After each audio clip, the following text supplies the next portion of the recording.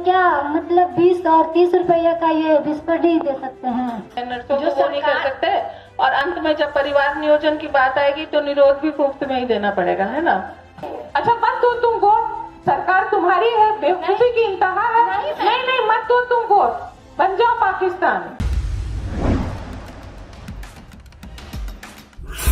हमारे देश में अगर कोई आईएएस या फिर आईपीएस अधिकारी को देख ले तो उन पर गर्व करने की जगह उनसे खौफ खाने लगते हैं। ये लोग लोकतंत्र में अपने आप में एक राजा बनकर अपना जीवन जीते हैं। इनके दफ्तर में हम और आप जाने से भी खौफ खाते हैं। उनसे सवाल और जवाब करना तो बड़े बड़े मंत्रियों और विधायकों के भी बस की बात नहीं है। अब अगर ऐसे में एक स्कूल की बच्ची एक आईएएस अधिकारी की वाट लगा दे तो उसकी तारीफ तो बनती है। एक ऐसी ही घटना बिहार से सामने आई है। पहले ये वीडियो देखिए। मेरा नाम रिया कुमारी है और मैं कमला नेहरू नगर पटना से आई हूँ। मैम जैसे हर कुछ के लिए तो सरकार देती ही है, जैसे कि पोशाक का, छात्रवृत्ति, तो क्या मतलब 20 और 30 रुपया का ये बिस्कुट ही दे सकते हैं? इस सवाल के जवाब के लिए एक आईएएस अधिकारी से क्या अपेक्षा की जा सकती है? दुनिया के सभी देशों में सैनिटरी पैड को सस्ता बनाने की बातें हो रही हैं। इसके लिए अवेयरनेस लाने की बातें हो रही हैं। खास करके भारत में आप देखेंगे तो आपने अक्षय कुमार का ये विज्ञापन जरूर देखा होगा, जिसमें वो कहते हैं कि हीरोगिरी ये करने में नहीं बल्कि ये देने में है। सरकार ने ही ये विज्ञापन बनवाया था ताकि बेटियों को सुरक्षित किया जा सके। लेकिन ये तो हर जगह का खेल है कि विज्ञापन में कुछ और हकीकत में कुछ और। अब चलिए मैं आपको आईएएस अधिकारी की भी बातें सुनाता हूं कि स्कूल की बच्ची की उस सवाल पर इन आईएएस अधिकारी का क्या कहना है। अच्छा ये जो तालियां भी बचा रहे हैं, इस मांग का कोई अंत है? 20 और 30 रुपए का विस्पर भी दे सकते हैं, कल को जीन पैंट भी दे सकते हैं, परसों को सुंदर जूते क्यों नहीं दे सकते हैं? तो सुना आपने इन महिला आईएएस अधिकारी का एक निहायती घटिया जवाब। आपको बता दें कि ये एक सरकारी कार्यक्रम था बेटियों को सशक्त करने के लिए, और इस प्रोग्राम में जिन आईएएस अधिकारी को इनवाइट किया गया है उनका नाम हरजोत कौर है। हरजोत कौर सशक्त बेटी समृद्ध बिहार कार्यक्रम की प्रबंधक निदेशक यानी कि मैनेजिंग डायरेक्टर है।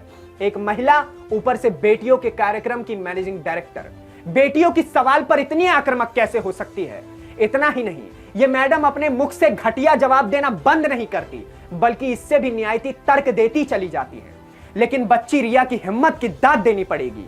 उसने इस संवेदनहीन आईएएस की वाट लगाते हुए कहा कि आप कैसी बात कर रही हैं मैडम, आप जीन्स और जूतों की तुलना सैनिटरी पैड से बिल्कुल नहीं कर सकती।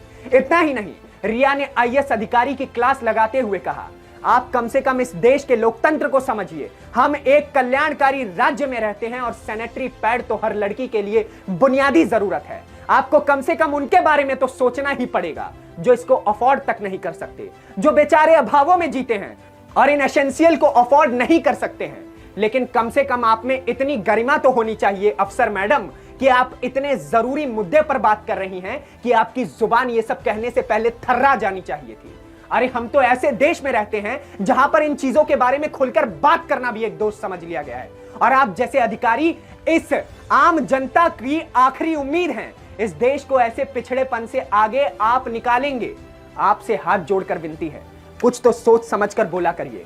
हरजोत कौर रिया को चुप करवाने की हर मुमकिन कोशिश करती है, लेकिन रिया एक ऐसी शेरनी की तरह कहती है कि ये नेता वोट मांगने के लिए तो आ जाते हैं, लेकिन जब बात जन कल्याण की हो तो अपने अपने पार्टी के झंडों में जाकर छुप जाते हैं। इस पर इनका एक निहायती घटिया जवाब और सुनिए। नर्सों को वो नहीं कर सकते। और अंत में जब परिवार नियोजन की बात आएगी तो निरोध भी मुफ्त में ही देना पड़ेगा, है ना। बेवकूफी की इंतहा ये बच्ची नहीं बल्कि आप कर रही हैं मैडम। एक स्कूली बच्ची के सवाल को खत्म करते हुए, उसकी आवाज को बंद करते हुए शर्म आनी चाहिए आपको। बेवकूफी की इंतहा यह है कि आप एक वाजिब सवाल को सीधा पाकिस्तान लेकर चली गई।